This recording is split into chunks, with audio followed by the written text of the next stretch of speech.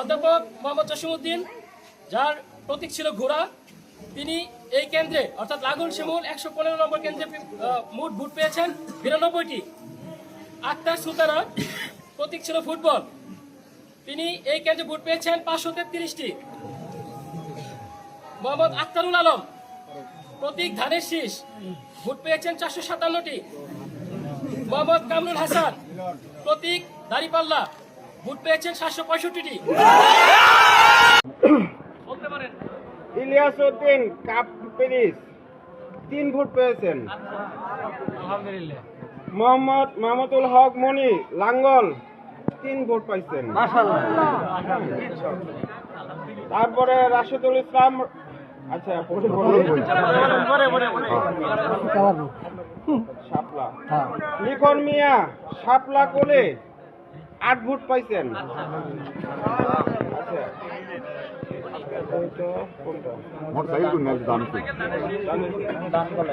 আচ্ছা ধানের শীষ পাইছে 196টি।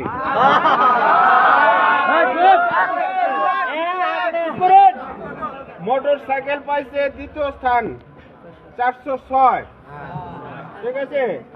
আর রাশেদুল ইসলাম রাশেদ দাঁড়িপাল্লা 1002।